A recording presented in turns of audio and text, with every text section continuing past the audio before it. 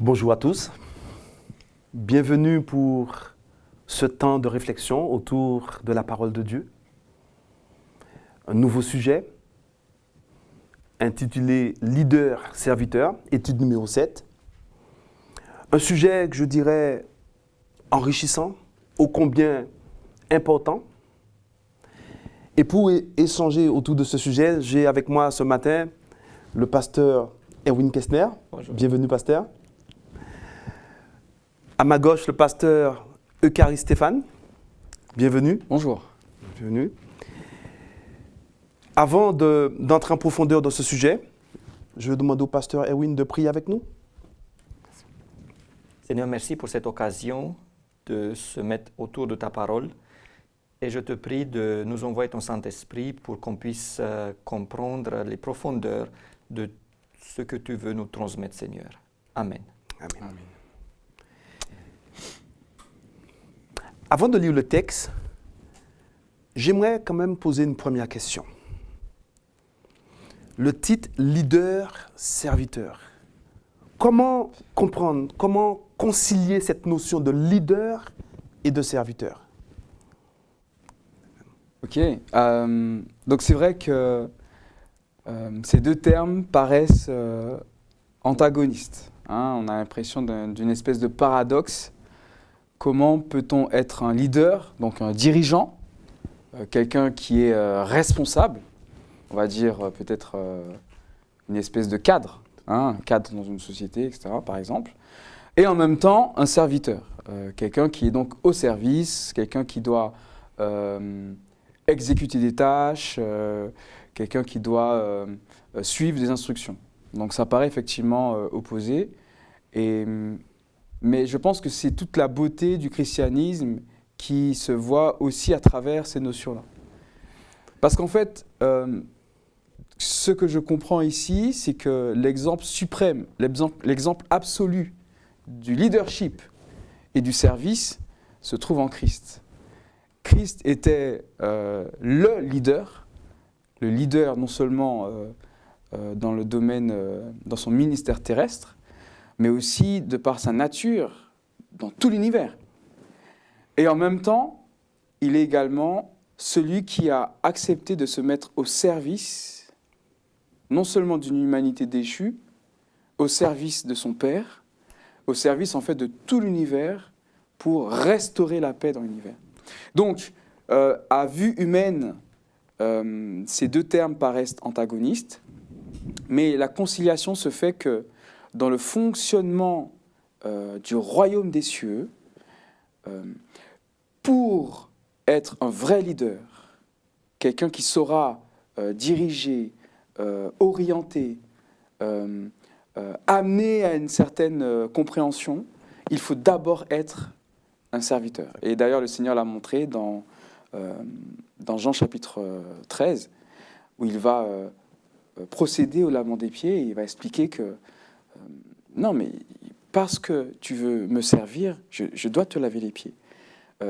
Cela fait partie du leadership que de servir. Et dans l'Église, le vrai leader, c'est celui qui a compris ce que le Seigneur attend de lui en tant que serviteur. D'ailleurs, je pense que nous avons affaire à deux modèles. Il y a le modèle du royaume de Dieu, il y a le modèle du monde. Tout à fait. N'est-ce pas? Le leader dans le monde, c'est quelqu'un qui est au-dessus des autres, qui va donner des commandes, qui va être servi par les autres. Et donc, on a le leader ici et en bas, le serviteur. Et le leader est celui qui a aussi certains avantages, n'est-ce pas, parce qu'il va être servi par les autres. Alors que le modèle du royaume de Dieu est contraire à cela. Tout à fait. Et être leader, ça veut dire servir. Ça ne veut dire pas d'abord servir. Là, j'ai fait une petite correction. Leader, dans le royaume de Dieu, c'est servir. Si tu ne sers pas, tu ne devrais pas être leader. Et en étant dans une hiérarchie qui existe, d'ailleurs, aussi dans le royaume de Dieu, en étant au-dessus des autres, ça veut dire servir plus des gens. Si je suis en bas, je vais servir peu des gens. Si je suis tout en eux, je vais servir beaucoup des gens. D'accord. Et dans ce cas-là, Je pense qu'on peut voir dans l'Église, au moment où les gens se battent ou font jouir les coudes pour y arriver, ils se mettent en mode monde. Parce que normalement, la chair ne va pas te pousser pour servir aux autres. Tout à fait. Donc, ça devrait être plutôt le contraire. Quand on t'appelle à être leader dans le royaume de Dieu, tu devrais être un peu réticent, n'est-ce pas? Parce que ça te met dans une position de service. Tu dois beaucoup travailler, tu dois beaucoup être très humble, n'est-ce pas? Bon, il y a aussi des choses qui sont belles et on va discuter, je pense. Mais dans le royaume de Dieu, on devrait être leader, serviteur. Tout à fait.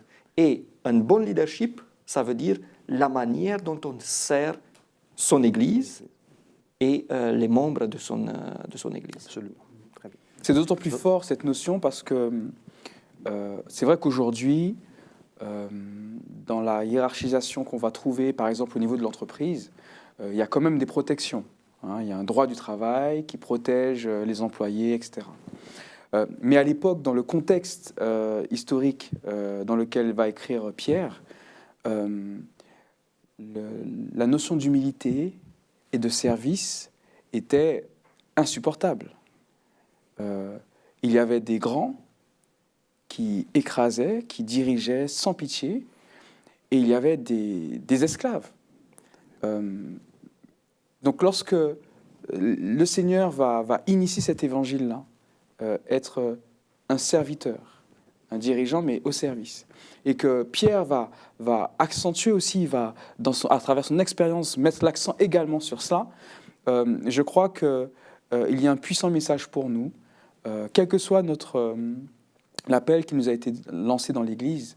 Nous devons à tout prix comprendre ce que le Seigneur attend de nous et ne pas chercher à déplacer un fonctionnement mondain et vouloir l'appliquer, le transposer dans la vie de l'Église.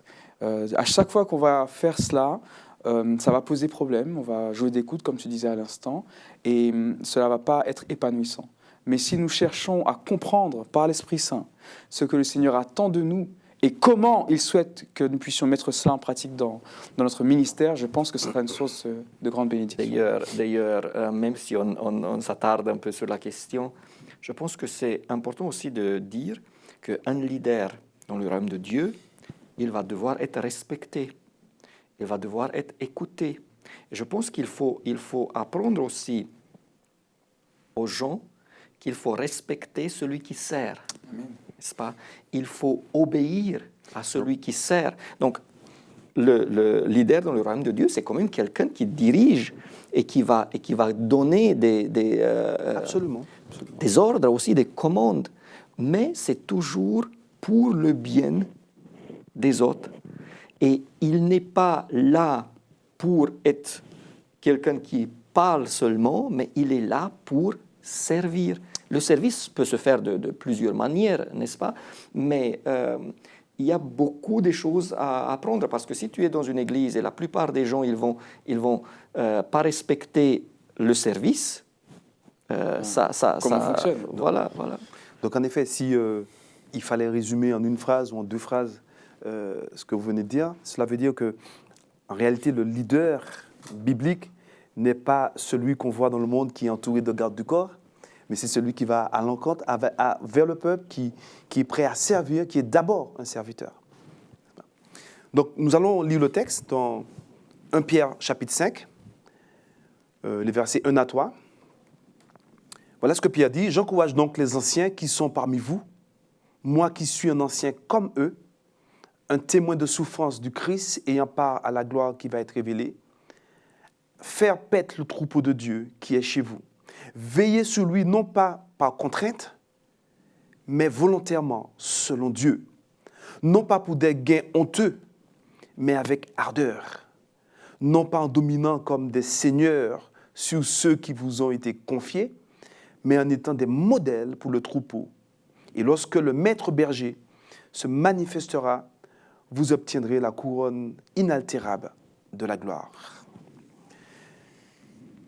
Est-ce que vous pouvez nous éclairer sur ces trois termes dont utilise Pierre, le terme ancien, faire paître, veiller. C'est trois termes qui caractérisent l'ancienne Église. Alors, l'ancien, donc presbyteros, Tout à fait. aussi bishop en anglais, hein, celui qui va veiller, celui qui va avoir un regard sur l'autre. Ce qui m'interpelle un peu dans cette notion relative à l'anciennat, donc aux dirigeants d'Église, c'est que ici, Pierre va dire que la couronne incorruptible de la gloire sera remportée. La gloire, c'est pour après. Il me semble, dans mon expérience, qui n'est pas, je veux dire, forcément exhaustive, mais il me semble quand même que souvent, lorsque des hommes, des femmes ont été appelés à servir en tant que dirigeants d'église, à l'anciennat aussi en tant que pasteur, il me semble que ce qui a pu manquer, c'était l'humilité. Je crois que, en tant qu'homme, c'est très facile, lorsque nous sommes appelés à être des référents, des dirigeants, d'avoir un regard un peu condescendant sur les frères et sœurs. Et je crois que, hélas, peut-être du mal a pu être fait dans la communauté, à travers les siècles, hein. Je ne parle pas forcément de mon époque aujourd'hui, mais je parle à travers les siècles, où certains qui avaient été appelés à diriger ont exercé un pouvoir sur les autres. Et beaucoup de mal en a été, ont été les conséquences. Il me semble ici qu'un ancien, au-delà de ce qu'on peut attendre de lui, des compétences administratives, des compétences en termes d'organisation, avoir du discernement, être capable de voir, de ressentir lorsqu'il y a de la souffrance, lorsqu'il y a un non-dit, d'être capable de percevoir dans le vécu des membres d'Église, des frères et sœurs, qu'il y a un besoin, qu'il y a une aide à fournir. Cela, c'est important, mais il me semble que ce qui doit être décisif pour l'ancien, c'est sa connexion avec Christ. C'est ce qu'il vit de concret et de réel avec Jésus. C'est son expérience personnelle avec le Seigneur. C'est ses luttes, ses questions et ses révélations, ce qu'il arrive à comprendre, ce qu'il arrive à ressortir, à faire ressortir de sa relation personnelle avec Jésus. Et lorsqu'on a cette connexion avec le Seigneur, cela va forcément rejaillir dans son ministère qu'on exerce auprès des autres. Et là, on va pouvoir exercer le ministère comme le Seigneur souhaite qu'on puisse le vivre. Mais bien souvent, il me semble en tout cas que la dimension spirituelle n'a pas été primordiale, n'a pas été décisive dans la vision que l'Église avait de certains. C'est pour ça que le manuel d'Église le rappelle que le statut social de la personne, le travail qu'elle fait, ne doit pas être un élément déterminant, mais plutôt la consécration, la volonté de servir le Seigneur plus que tout, la volonté de ne pas faire de parti pris, de ne pas favoriser un tel ou un tel, parce que ce sont là des clés dans la compréhension de ce que le Seigneur attend de nous en tant que dirigeants d'Église, que nous soyons anciens ou que nous soyons pasteurs. Suis-je prêt à vivre ce que je dois vivre avec Jésus pour vraiment pouvoir le mettre au service des frères et sœurs par la suite? Tout à fait. Je pense aussi que c'est important de souligner que le terme est ancien et que même si on peut parfois penser à une contradiction entre jeune et ancien, le texte dit « Vous qui êtes jeunes, soyez soumis aux anciens ». Et je pense que ce n'est pas par hasard, parce que même dans l'ancien Israël, n'est-ce pas, c'était un conseil des anciens qui présidaient, des personnes qui ont de l'expérience, qui ont vécu des choses, qui ont subi des choses, qui connaissent Dieu depuis bien de temps, et donc qui ont maintenant le regard assez mature pour pouvoir diriger d'une certaine manière. Et puis, je pense que c'est très important de souligner le fait qu'il s'agit d'un dirigeant, de quelqu'un qui oriente, de quelqu'un qui dit, qui montre le chemin à suivre. Mais en même temps, le deuxième terme que tu as évoqué, faire paître, montre dans quelle manière ça doit se faire. Ça veut dire l'ancien doit veiller aux besoins de son troupeau et doit veiller qu'il soit nourri spirituellement d'abord, n'est-ce pas, qu'il y a tout ce qu'il faut pour qu'il puisse grandir, et parfois même matériellement.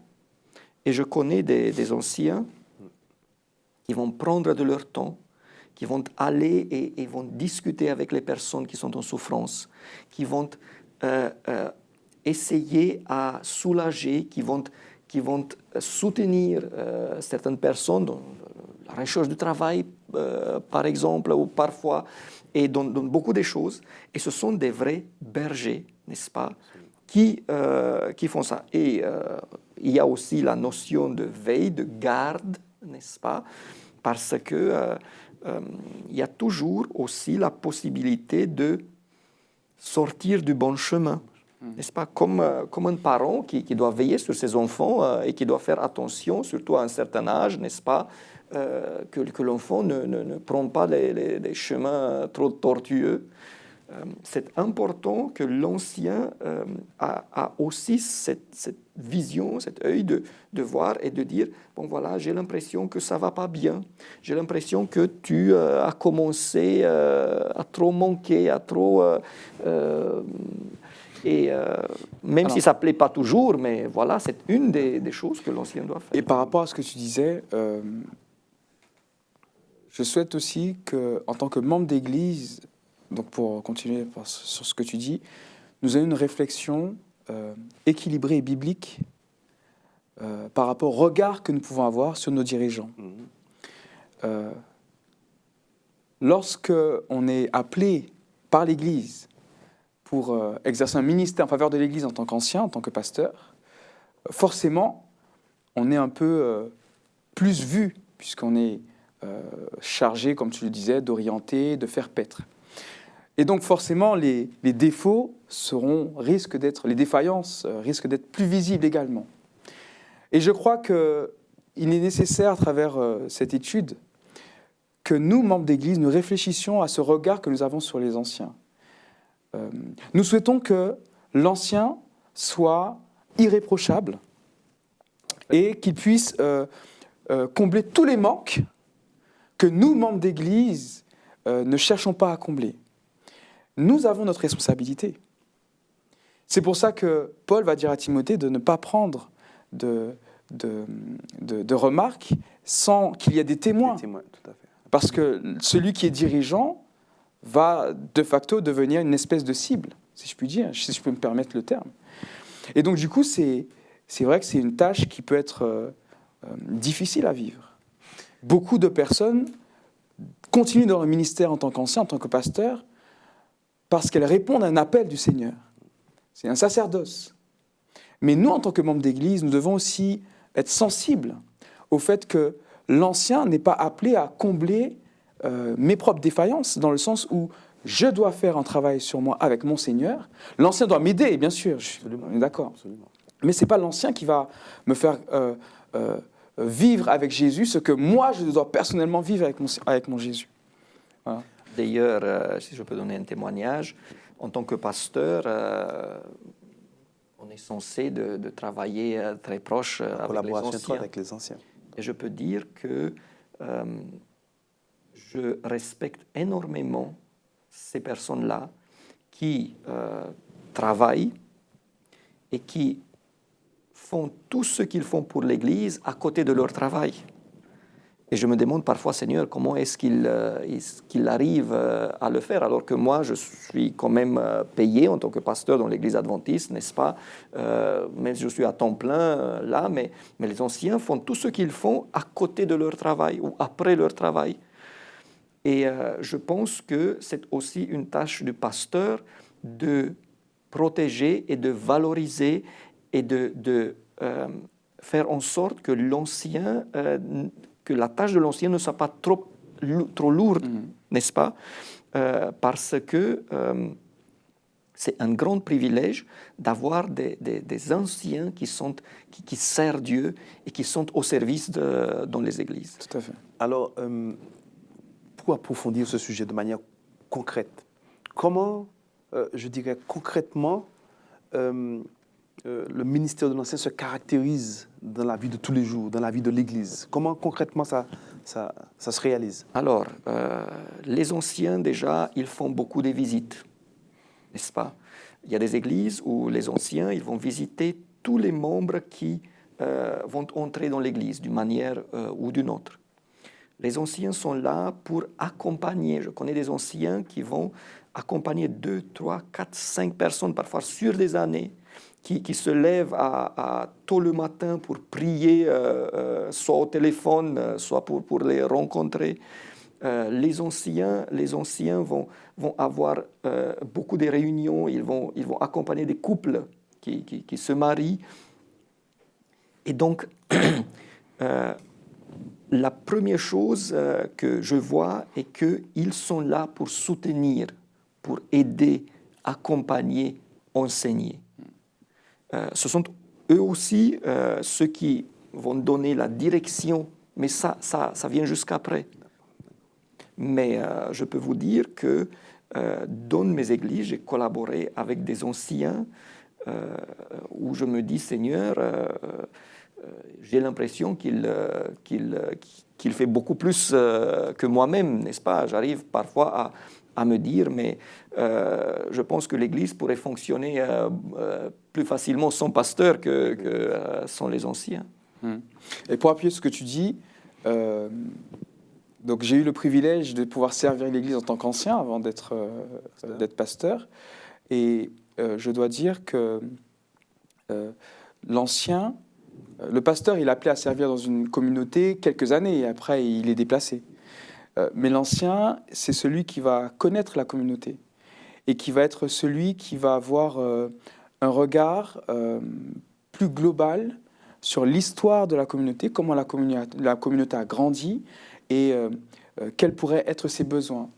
Et c'est quelque chose de déterminant pour la direction que le pasteur souhaite donner à l'Église. Il y a aussi la dimension organisationnelle, parce que beaucoup de personnes prétendent que l'Église n'a pas besoin d'organisation et qu'elle, entre guillemets, se suffirait à elle-même. L'histoire biblique montre que non. Il faut une organisation, il faut une répartition des tâches, et je crois que les anciens sont à un niveau clé de la gestion de la bonne marche de l'Église. Le pasteur est appelé à servir sur plusieurs communautés. Il a plusieurs choses en tête, mais l'ancien peut se concentrer sur les besoins spécifiques de la communauté et justement travailler en équipe avec les autres anciens et avec le pasteur à améliorer ce qui pourrait être défaillant. Alors, si tu me permets, je vais donner un exemple. Je vais essayer d'être court. Il s'agit d'une ancienne, d'une femme, parce qu'il ne faut pas oublier que dans l'Église adventiste, nous avons aussi des femmes qui sont anciennes. Et donc, il y avait un jeune homme qui était brûlé, très, très lourd, c'était vraiment difficile. Comme c'était en Roumanie, la prise en charge n'était pas comme elle devrait être. Et le jeune homme, après avoir été sauvé, n'est-ce pas, il était à la maison. Et pendant 6 mois, cette ancienne-là dont je parle est allée chaque jour. Il n'avait pas de famille, c'était quelqu'un qui était élevé dans une maison pour des orphelins. chaque jour, elle est allée chez lui apporter la nourriture, le soigner, elle était infirmière en même temps, pendant 6 mois. En plus, elle avait la charge à l'église, elle dirigeait une équipe des hommes, n'est-ce pas, et d'une manière très, très bonne. Elle avait aussi sa famille. Et je me suis dit, mais Seigneur, comment est-ce qu'elle réussit à le faire? Et finalement, aussi grâce à elle, ce jeune homme a été sauvé, vraiment. Voilà un exemple. Alors, il y a certainement parmi nos auditeurs des personnes qui ont mal vécu ou qui ont mal compris les décisions d'un dirigeant, d'un ancien. Et peut-être même que ces personnes sont sur le point de s'éloigner de l'Église, de quitter le troupeau. Alors, est-ce que vous avez un message pour ces personnes aujourd'hui? Alors, Stéphane l'a dit, il y a au moment où on dirige, au moment où on est respecté, il y a la première, peut-être la plus grande tentation, c'est de manquer à l'humilité. Et donc, au moment où tu commences à te comporter en tant que chef, en tant que directeur, ça pose déjà un problème. Deuxièmement, et les gens peuvent être heurtés, n'est-ce pas? Ça c'est clair. Deuxièmement, la notion de garde, de veille implique parfois de dire aux gens ce que tu fais n'est pas bien. Il implique parfois de dire, si tu continues comme ça, voilà les conséquences. Et certaines personnes, beaucoup de personnes n'aiment pas cela. Et donc, on peut avoir, et il y a parfois des conflits entre les dirigeants et ceux qui doivent être dirigés, n'est-ce pas, les membres de l'Église. Mais il faut voir maintenant qu'est-ce qu'il y a derrière. Si on a été blessé par une personne, que ce soit ancien, pasteur ou quelqu'un d'autre, on est sur cette terre et ça va arriver. Je vais dire aux gens qui nous écoutent et qui nous regardent, vous allez être blessés. Voilà. Tôt ou tard, si ce n'était pas le cas, ça va arriver. Mais Jésus nous a donné en main le pardon. Et en plus, nous pouvons nous tourner vers lui pour faire penser nos plaies. Donc, ça serait dommage qu'à cause des personnes qui ont des défaillances, n'est-ce pas, qu'on s'éloigne de l'Église de Dieu, éventuellement de Dieu. Alors, rapidement, moi, ce que je peux dire, c'est on ne peut pas vivre en dehors, on ne peut pas vivre sa foi chrétienne en dehors du groupe. Comme une abeille ne peut pas vivre sans la ruche.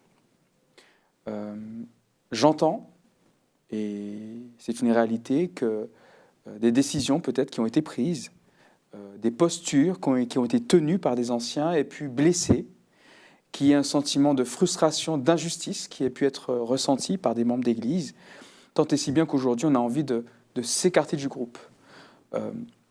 Je crois que cette tentation, qui est une vraie tentation, doit être repoussée. Chacun doit prendre acte, conscience du mal qui a pu être fait et, dans un esprit d'humilité, doit aller vers l'autre pour demander pardon. C'est ce que tu disais, Erwin. Je partage tout à fait.